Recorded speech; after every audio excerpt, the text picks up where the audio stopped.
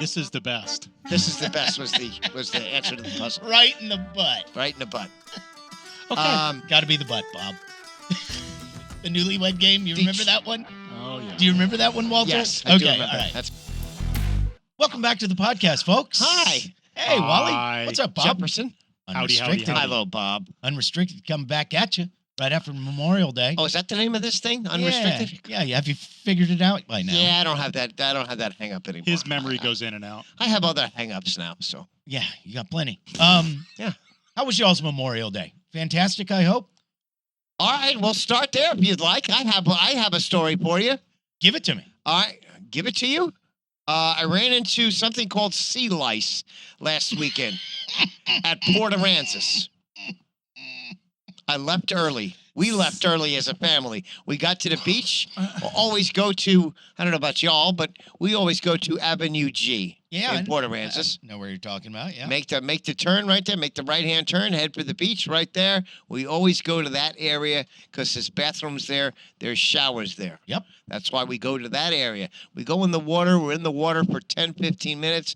And then before you know it, we're all itching each other. Itching each other? Well, not each other. That should, What kind of family are you guys? We're Here, ver- scratch me here. I'll scratch we're you there. very close. Apparently. Close enough to scratch each other. So I go, what the hell's going on here? What's in this water? And it was seaweed. The water was, and really, it's disgraceful. Port Aransas is a complete mess. The water is dirty. There was trash in the water. Not only seaweed, but trash. Yeah. I mean, pieces of paper. It's disgusting. And they should be, listen, that's a whole nother, that's for No, a story that's for another not day. No, it's really not. I'm going to go off on this.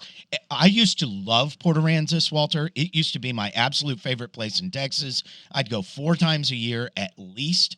And because it is so plasticky on the beach and just grotesque from start to finish, I'm much less interested in it than I used to be.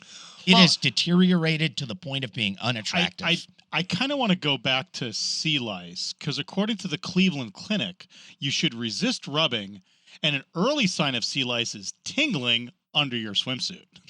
And you 'cause guys were rubbing each other? That's In where what they like area? to go. Apparently, they like to go into the bathing suits. And what they nether are, regions? they're very small crabs, is what they are.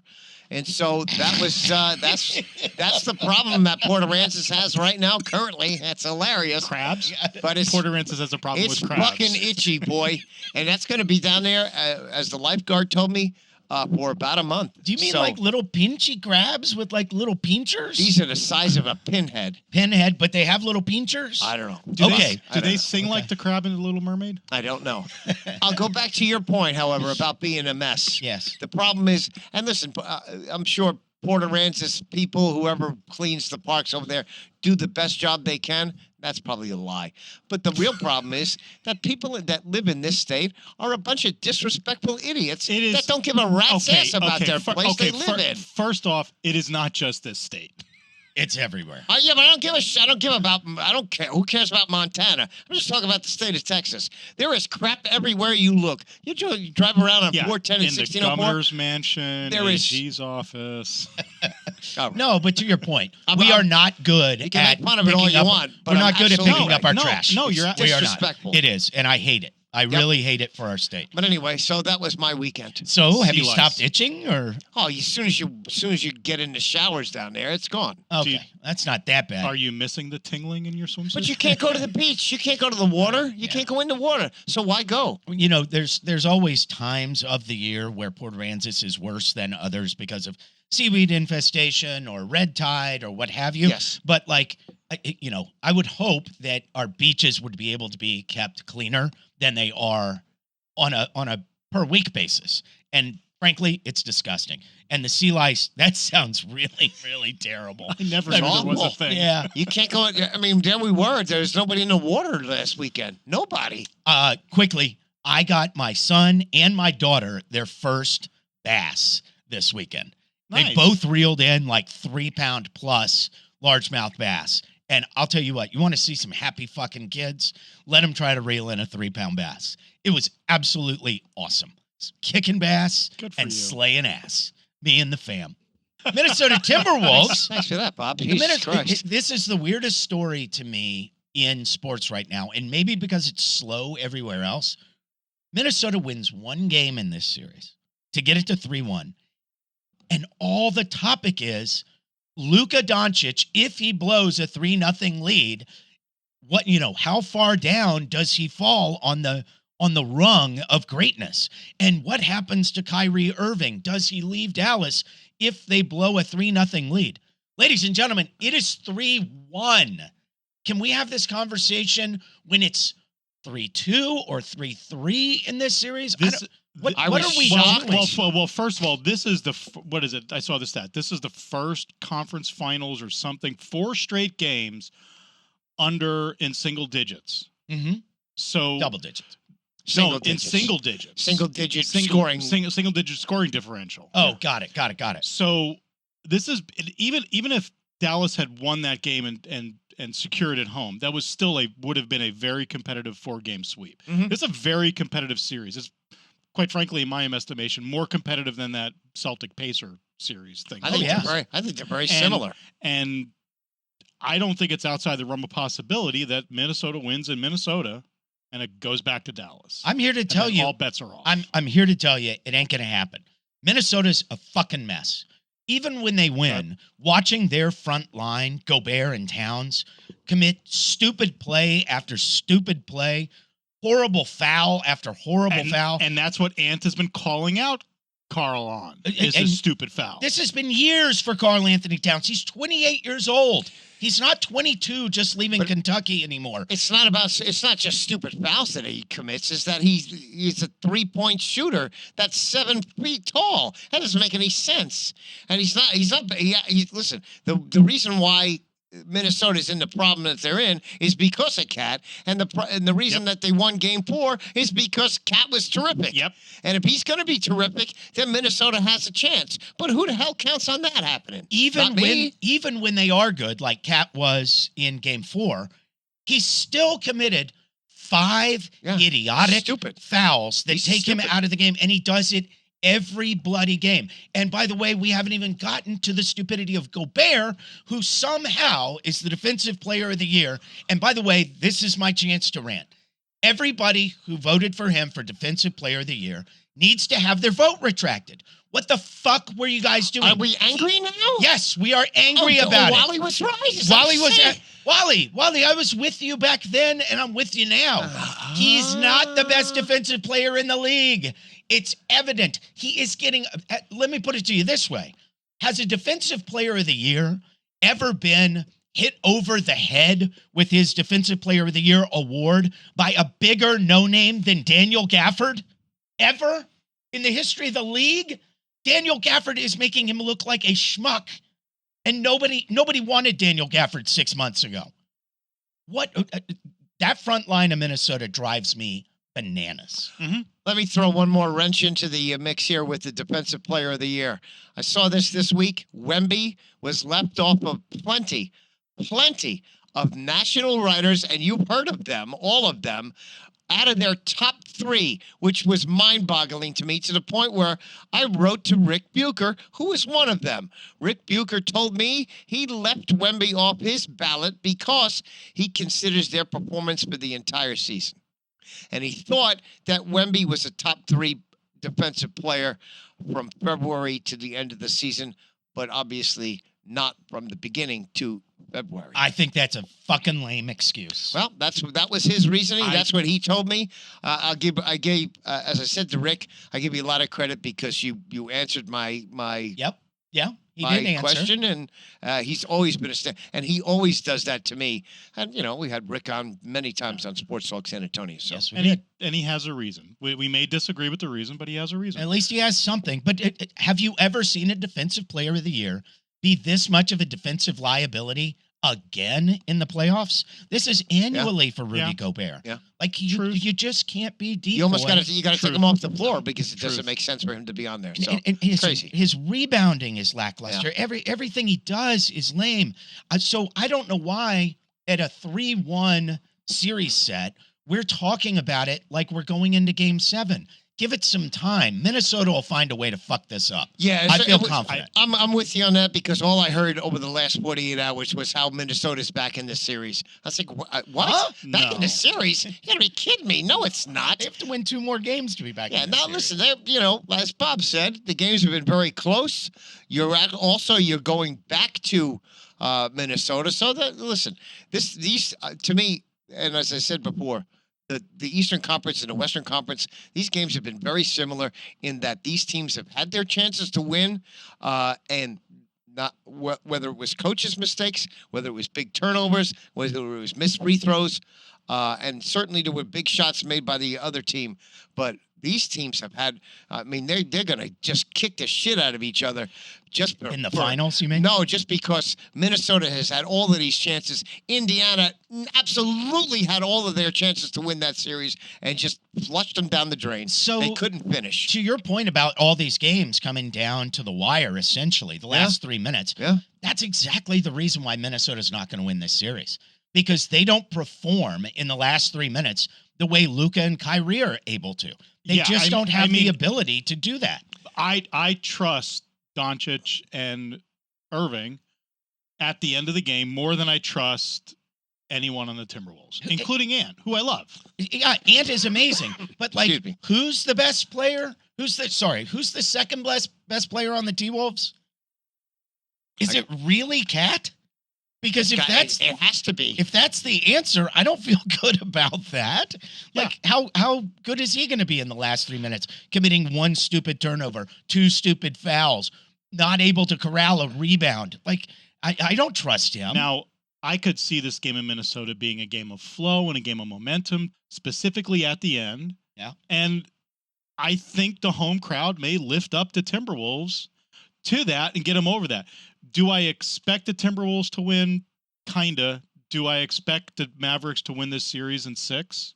Absolutely. Yeah, me too. Here's the thing. One more on this series is that I've been a big proponent of blitzing, and they got to do a better job of blitzing and getting the ball out of Luka's hands. Yeah. The problem is once you get it out of Luka's hands and goes into Kyrie's hands, you can't double Kyrie because Kyrie has the best handle in basketball and maybe ever of all time. Yeah. And so it's very difficult to get because they go from Luka making a couple of shots and then it goes back to Kyrie, and those two have gotten along really, really well.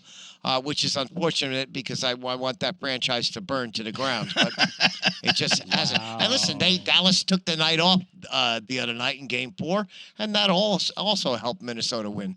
Slow down the talk, everybody, about Kyrie and Luka being the greatest backcourt of all time. Just slow down. Can we see them make a finals together first? I'm with you. Is that all right? I agree. Would that be okay? I agree. Bob, you mentioned something in pre-show about the Celtics and Derek White. What was? Oh yeah, Josh Hart on a podcast said Right that Derek White was a more impactful player to the Celtics than Jason Tatum. No. Which then devolved into a disagreement about what the word impactful meant. Okay. As you said earlier, it's a slow news day. It is, It I is. think. I think everybody's clutching at straws. Who the hell cares what Josh Hart has to say? And who knows who Josh Hart is? Nobody. The former Spur? Yeah, Right? the guy in the Knicks. Is it that Josh Hart? No, Or is it Josh Hart, like, of the Knicks? it's Josh Hart, Josh Hart of the I Knicks. think. Oh, okay. Because nobody would know who that other Hart was either. Look, Spurs fans are so strange. On the message boards, Walter, I see a lot of, look what we did. We gave up Derek White, and look how good he is in Boston. Can we get him back? Guys, just be happy for Derek White. He was not going to be on the Spurs timeline a couple seasons ago when we moved him. And he got himself to the right place with the right players around him, and he is showing out. Be happy for the guy. But please don't pretend like if Derek White was still in San Antonio, he'd be making San Antonio a 60-win team. No. That's not who Derek No. White is. No. Okay? It's just ridiculous. You know, it's so slow. I'm really surprised that nobody led off with the fact that the NHL conference finals are both knotted up at 2-2. And many of these games have gone into overtime. I don't care. God, God, fascinating. I love Tell playoff me hockey. more. No, you don't. I do like. I love playoff hockey as well, but nobody else cares. So let's move on. The charges got dropped against Scotty Scheffler. Good. Thoughts? That that cop may be looking for another job. And I don't think any of us are surprised. I think we called it from the minute it happened. No, but the audio that you heard yesterday that got released yesterday certainly shows you that Scotty Scheffler was wrong. It was partially his fault as well because he questioned the authority of the people that were running around with yellow vests as the cop said to him in the interview, well, what's the difference whether he was a cop or security officer? And Scotty Scheffler said, you're absolutely right. I should have stopped. He did not. Now, did the cop get dragged around? He absolutely did not. That was a lie. So there was a little bit of both parties being guilty here. But let's move on, and now Scheffler can play the U.S. Open without having a Raymond right behind him one day before. He does pretty well when he's stretching behind gray bars. Let's be honest. It worked out pretty well for him. Maybe he should get a custom-made trailer. So no shocker. By the way, one other NBA note, and I didn't know this until I heard the question on Greeny this week. Rick Carlisle was the second NBA coach to get swept into conference finals twice. Who was the first one? Swept in the conference finals twice. Doc Rivers? Greg Popovich. Really? Greg Popovich got swept in the 0-1 finals against the Lakers. Grizzlies and Lakers? Against the Lakers, and then a couple of years ago against Golden State in the Zaza Pachulia Kawhi Leonard series. That was a sweep? That series was a sweep? Yeah. I did not remember that way. Yeah, because the Spurs were winning that game until Kawhi got hurt. Golden State goes on and wins the game, and then it was a 4-game sweep after that. Walter, I saw something on the internet yesterday, and it blew my mind. We can't talk about porn on this show, did you? We can't watch porn in Texas. Yeah, absolutely. No kidding. I hate that. I know. It's I killing me. Pornhub. Riley Reed misses me. Walter, do you remember David Robinson's quadruple double? Like, kind of everybody knows of it, right? Okay. It happened. I went back and watched the tape the other day. You know who that was against? The Detroit Pistons. Do you know whose shot he blocked 4 times in that game? Rasheed Wallace. Sean Elliott. Oh, really? Oh. It was in that small period where Sean went to Detroit. I did not realize that. I did not remember that Sean was on that Detroit team that D-Rob put up the quad double against. That's just kind of a small aside. It's good stuff. Another quick NBA note. Ty Lue got a huge contract extension with the LA Clippers. He's great, Ty Lue, isn't he? Look at all of the successes that he has had with the LA Clippers. The first round exit this year, he deserves this extension, right? He's just been amazing. But you're living in the state where we have a lot of regular season success and regularly go out in the first rounds of the playoffs. That's true facts. But he's got a shit ton of talent with the Clippers, and he's done nothing. True. By all means, give him an extension. I wouldn't want that job. I mean, you'd certainly take the job at Auburn, but I would not want to be coaching a team with Kawhi Leonard. Bronny James stays in the draft, as he said this week. I would draft, if I'm the Spurs, I would look hard and long at this. I would draft him with the understanding that LeBron's coming with him. I mean, this is something we batted around on this show before. I would do it. But I just don't see him being an anchor baby the way a lot of people suspect he will be for LeBron. James? Yeah. Like, I could see it in 2 years, but not immediately. And I don't think... You're talking about Bronny. Yeah, Bronny. I don't care about Bronny. I don't care about Bronny I'm drafting either.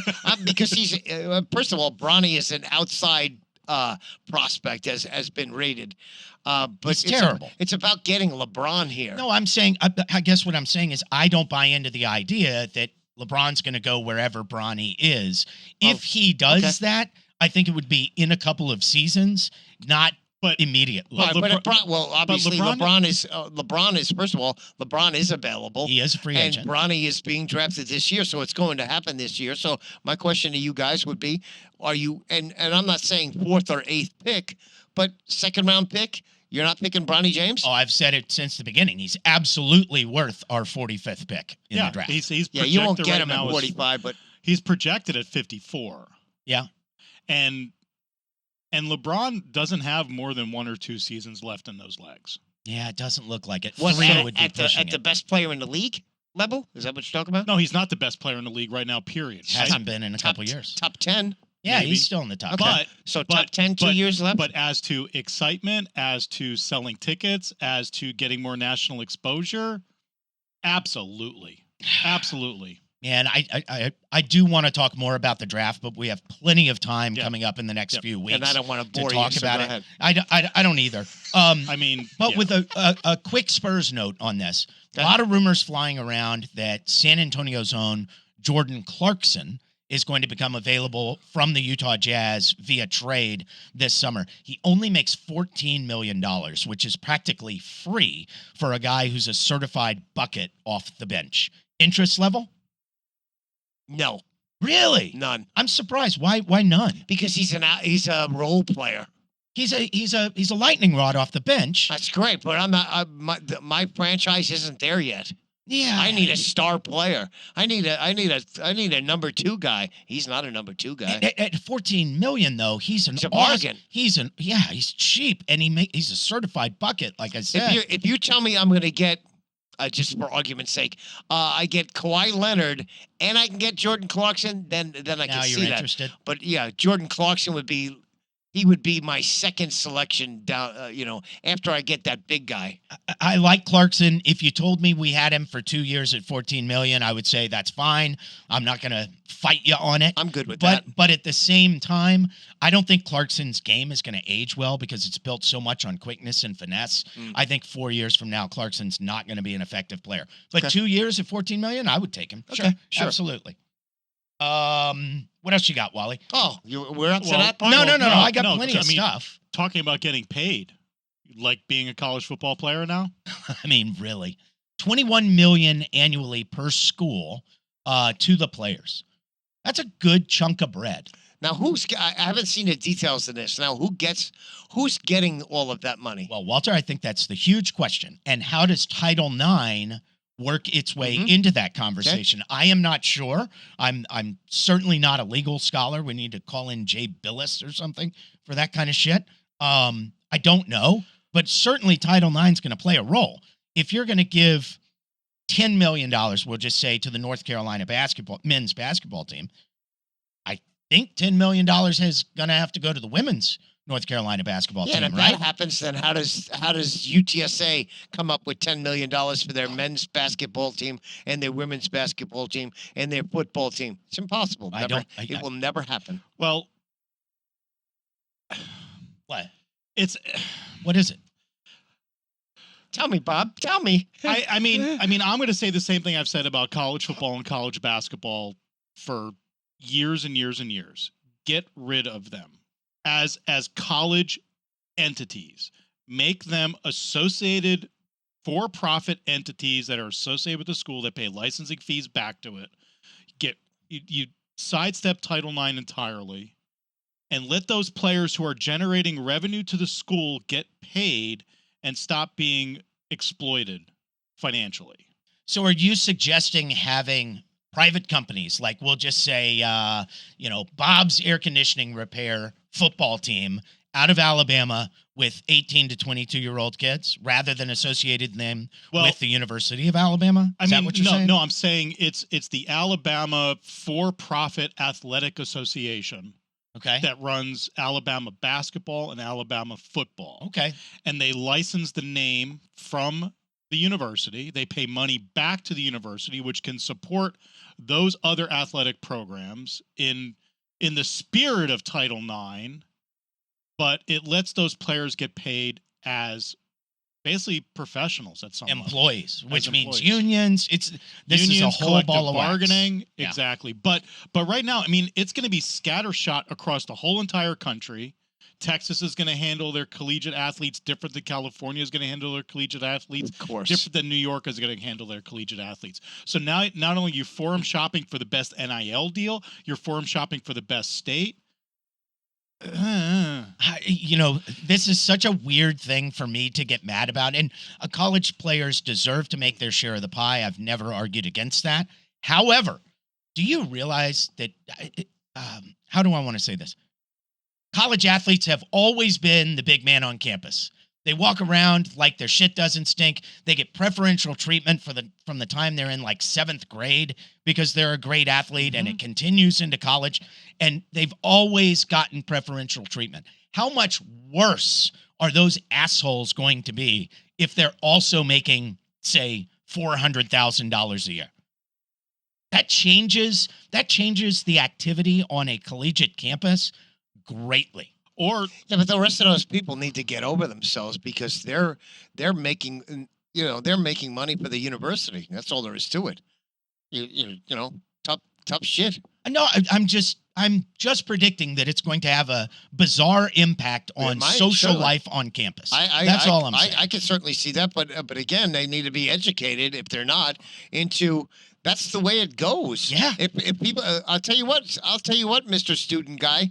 If somebody wants to pay $25 to watch you study for your exam tomorrow, then have at it. and if and quite frankly, if you're going for like a music performance scholarship to say the University of Alabama, and you're also playing for the Alabama Philharmonic, which makes me laugh as I think about that concept, and are getting paid millions of dollars, why is it any different? And that's been the problem this whole time, is that the dude that's studying cello can go out and play cello professionally and doesn't lose his cello eligibility to play at the university. Oddly. I am all for, I want to go all the way. Blow it up. Get rid of collegiate athletics entirely.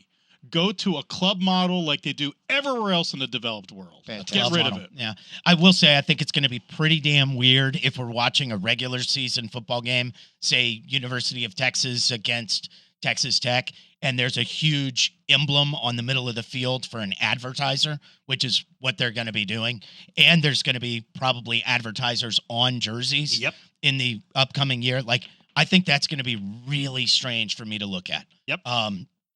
Just saying that, throwing it out. Get used to it, old man. Yeah, I guess so.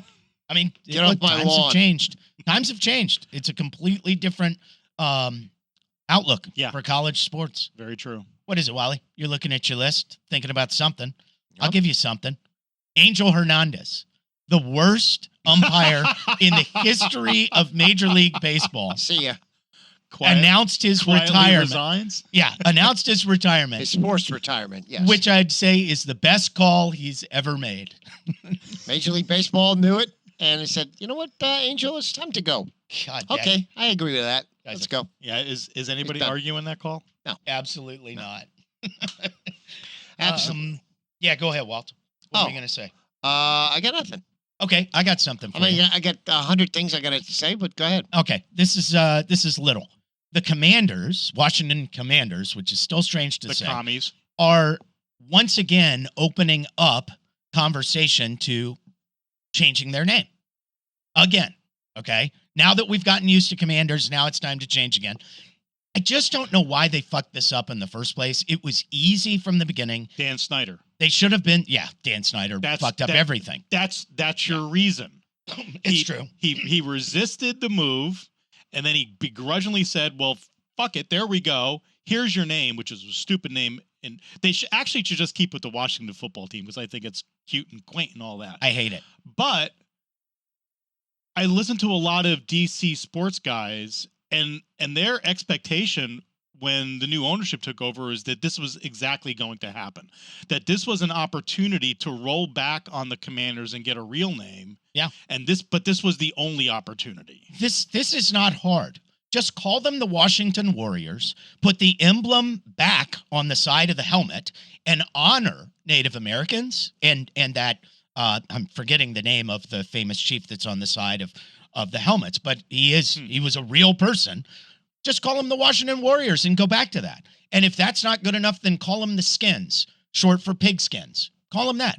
The Washington Skins. Go with that. It's not hard. I don't know why they keep fucking it up. Anyway. Okay. Anything else, Walt?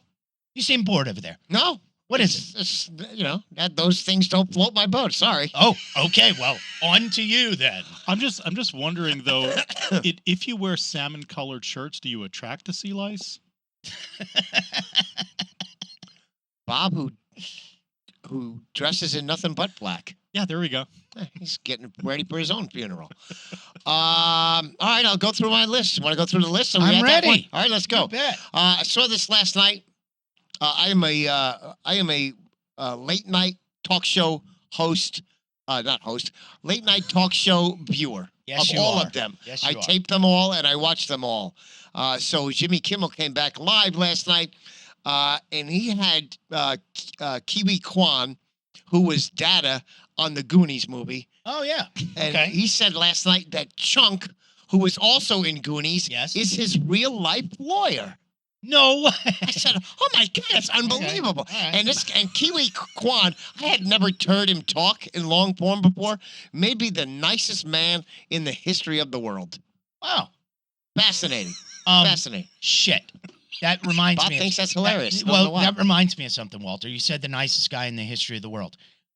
I am. I want to say this real quick because I forgot. Oh my God. Bill yes. Walton Yeah. died this week. Yes. And I'm not gonna lie. I teared up. Met Bill. That's because met- you're a sissy, but anyway. No, met Bill Walton once on the floor, like down at a Spurs game, like you and I used to occasionally do. He was legitimately the happiest person I've ever met in my life. Okay. And the way he spread love to other people and seemed to care about making other people happy was amazing. The late night broadcasts on the West Coast with Dave Pash were something I loved seeing and listening to. I truly, even though I didn't know Bill Walton, I felt his loss hardcore a couple days ago. Rest in peace. I hope I don't even know what to say. That really hit me harder than it should have for a guy that I really did not know at all. I'm sorry, Bob. Go ahead. Maybe one of the best, if not the best, college basketball player of all time. Mhm. In college. Yep. It was interesting. Somebody pointed out the timing of his passing coinciding with the timing of the passing of the Pac-12. Oh, The yeah. Pac-12 played their last game on Saturday. Bill passed on Sunday. That's interesting. What sport? It was baseball. Oh, Arizona that makes baseball. sense. Somebody. It's really cliche to say about athletes he was an even better person than he was a player. And it's almost never fucking true because so many athletes are assholes. With him, it was. With him, he really was a better person than he was an athlete.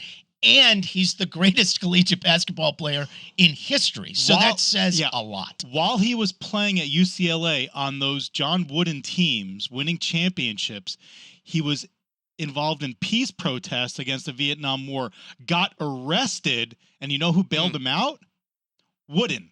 Yeah. His coach bailed him out. He said it was a very uncomfortable ride home. 39 surgeries in his lifetime. That is... Yeah, That's his pro amazing. career Amazing. was cut short. I did not appreciate him when he was a sports talk guest on my show, Sports Talk San Antonio, back in the day, because I didn't like the idea of asking him a question and then 5 minutes later he would answer it. It was just that long, just ask him a question and he'll go on forever. Mhm. I didn't like that. I thought it was boring, and so I didn't appreciate him back then. But obviously, a guy who lived the life to the fullest, there's no question about that. But when you talk about the Vietnam protesting, I'll tell you this. To me, he would be viewed much differently today if he voiced his political opinions. Oh, no doubt. No doubt. He came at the right time, and a lot of times you see that people come into this world at the right time. And he was in the right certainly place. was. And Yep. he was in the right place Yep. at UCLA, right? Yep, no Yeah. question about it. So, fascinating stuff there. All right, so we got KiwiCon. Ed Werder got cut this week by ESPN. What? And that just tells you that the sports media business sucks. Stay out of it. Don't get involved. Ed Werder's been great at his job for 20 years. Yeah. Really? Yeah, but he's Wow. been cut loose twice from ESPN. Maybe he ends up going back there. Who the hell knows? I'll tell you this. You should not work for DoorDash like I've been doing. Uh-oh. And here's why you should not work for DoorDash. This is another Cautionary tale? Or what another is this? PSA. This is a public service announcement, Okay. as I've given many times over these media airwaves.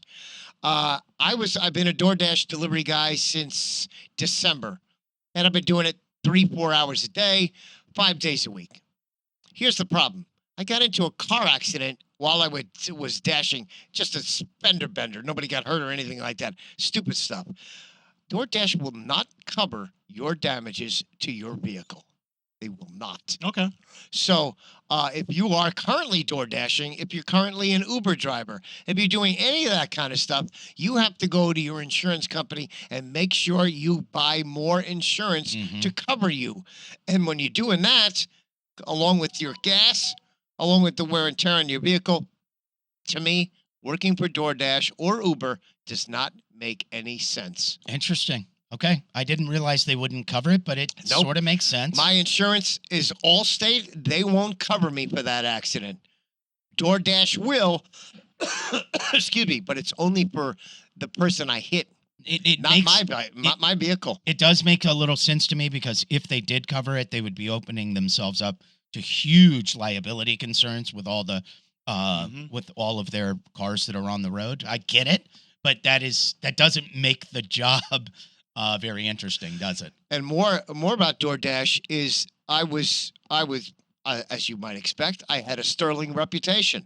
So I became a dasher that was allowed to come and go as I pleased at any time, any day, at whatever. Didn't matter for as long as I wanted to, as short as I wanted to. Dasher flasher. After the car accident, my status changed. So then they wanted me to schedule a dash rather than just getting in the car and go. I said, so essentially, they fired me over a car accident. So do yourself a favor, don't get involved with DoorDash. So there's that. Did you happen to see the video of the guy on Wheel of Fortune this past week that guessed on one of those puzzles? Naggers? Those fast puzzles. It said his answer was right in the butt. No. Yes. Pat Sajak was just beside himself. There was a contestant next to him who said, "What?" was hilarious. As it turns out, and he was on Jimmy Kimmel last night. Good job by Jimmy Kimmel. He turns out, where is he from? Florida? Texas. Of course he's from Texas. And not only is he from Texas, he's from Pflugerville. Okay, close enough. Close enough is right. Wait, Walter, what was the correct answer to the puzzle? Right in the butt? I'm trying to think of what else that could have been. It could have never been right right in the butt because there was only 4 letters and not 5 letters for right. I don't remember off the top of my head. And what was butt? Yeah, anyway. Best. Oh, okay. Best. Okay. It was they revealed the letters one at a time. Maybe only the best. I don't forget. Know. Anyway, something like that. So I thought that was hilarious. That's great. Let's see what else we got. Here's a question. Detroit is looking the best. What was it? This is the best. This is the best was the answer to the puzzle. Right in the butt. Right in the butt. Okay. Got to be the butt, Bob. The Newlywed Game. You remember that one? Oh, yeah. Do you remember that one, Walter? Yes. I do remember. All right. That's funny. Detroit is looking into bringing back their WNBA franchise. My question to you would be, would you go back and get the WNBA franchise for San Antonio? I'm not saying you have a chance to, but would you? Yes. Yes, I would. Like if I had a chance to be the owner or something like that? No, if you had a chance to bring back the WNBA franchise to San Antonio for next season, would you? Yeah, I think I would. Yeah, I would too, because right now that's a hot property. Yeah, I would, but I think I would stack it where half the games are here in San Antonio, half the games are in Austin. I would love to do that. Okay, that's a smart play. And again, the reason why I brought it up was Detroit's looking into bringing back their franchise that they lost or got rid of or whatever it was. I think it would make. It would make sense here. I don't know why it didn't work. I'd be interested to investigate why it didn't work or why the Spurs got rid of it. Certainly with the large gay population that's here in San Antonio, you would have thought that was going to work here in San Antonio. That's just the way that's their target audience. There's no question about that. It is. You're right. Walter, I think it was just ahead of its time in its period in San Antonio. I think we were ahead of the curve having one here so quickly. Like, if we were an expansion franchise, let's just say, in 2024 and had never had one previously, I would think San Antonio, and you're right, its constituency would make a lot of sense. Yeah. But And- I can't overreact just because of Caitlin Clark, because I still think the WNBA is still going to struggle I agree. in its markets. It's I think this I think Caitlin. it's going to struggle. I haven't watched the Caitlin Clark WNBA game. Have you? Nope. It's off the radar. I mean, ESPN has been doing their part. I mean, it's Yeah. in the rundown, and it's somewhere in the A blocks as I've been watching the sports shows. So they've been covering it. Yeah, she well, had they're a- selling it. And not just Caitlin Clark. I mean, I've been seeing games from the other teams and highlights from the other players. And It's some of getting the- pushed. It's getting pushed. It And, is. Well, and- it's and part of Toronto- it's one of their properties. They have to do Yeah, that. and And what? slow news day. Slow news day. Yeah, Maybe. and Going back to that. Toronto scored one of the franchise expansions. So the first Interesting. WNBA franchise in Canada. I want to get to this because this is important to you. I know, Jeff. Okay. The Richard, and I'll put it to you this way: the Richard Dreyfuses of the world, they won't recognize the Negro Leagues, but Major League Baseball finally did. Took way too long to get there, but good for Major League Baseball. Yeah, I And think bad it's for Richard Dreyfuss. I think it's very interesting. For those of y'all that don't know, I used to be a Negro League baseball researcher. I did a couple of years worth of work researching Satchel Paige and his teams of the 30s for a book by a guy named John Holway, Holway. I think it's great that these Negro League statistics are being incorporated. It's well deserved. I also happen to like the fact that Barry Bonds gets knocked down a couple of pegs. I'm not going to lie. That makes me pretty happy. I love that Josh Gibson is finally getting his just due because he never got that shot in the majors. His statistics have been lost to time, so that they're reinstated or instated, really, is great. I am surprised, though, that I saw that Satchel Paige was only credited with like 30 more wins. That's weird to me. And another thing that I read was that the Negro Leagues in the 30s did not have a lot of games, so they couldn't find statistics on it. So they didn't include a lot of Satchel Paige's wins in the Great Depression. Well, I'm here to tell you, folks, I researched those years. It's in John Holway's books. You can find those statistics because I did it. And those need to be on Satchel Paige's record. He threw, Walter, I think it was 1934, if my memory serves, on July 4th. He threw 9 innings of no-hit ball in a first game of a doubleheader, came back in the second game and threw 3 more innings of no-hit ball. Wow. Satchel Paige. Yeah. Good stuff. And I think MLB is probably open to those. If I read the articles right, it was more a question of, you know, it having full box scores, having full statistics to go from, and they were erring on the side of having very, very complete data as opposed to just okay enough data. Yes, I understand that, and that is a little bit unfair because coverage of the Negro Leagues was minimal. Absolutely. But I was on microfiche looking at. This is how it worked back in the day. Looking at old newspapers at the Library of Congress and finding these box scores in papers that are, you know, obscure fucking papers, and finding Satchel Paige statistics. They're there if you work hard enough and find it. And I presume John Holway, if he's still alive, will pass along some of those statistics that I compiled for him. Interesting stuff there. Yeah. Did you see I saw this video also, the video of Taylor Swift coming out in front of the incredibly enormous crowd in Portugal. I think that was this week. To me, How many was it? Was it like it was well over 100,000. okay? It was just people everywhere, and she's just standing on a stage, just looking around at everybody, thinking, "Holy crap, this is unbelievable!" And you know what? It is unbelievable. Yeah. She is today's Beatles. She is today's Elvis. That's all there is to it. I'm fascinated by Taylor Swift. Yes, you are. You are. Here's something fascinating. Do you know how many Americans are flying their families over to Paris and Madrid and Europe to see Taylor over there? And why? Because they can actually afford to do it because tickets in the United States are so fucking Ridiculous. expensive. Yeah, I'm with Yeah. you. And finally, I'll leave you with this one. I've been to McDonald's twice for an interview in the last couple of days. I'm looking for a little part-time work to replace DoorDash. They asked me to come back today at 10:15 this morning. That will cost them. What do you mean that'll cost them? That'll cost them. What do you mean? You're That'll going to put a mean gun to how? their head? No, No, that'll you- mean they're going to have to give me more money. Okay. Otherwise, I'm not taking. I won't work there.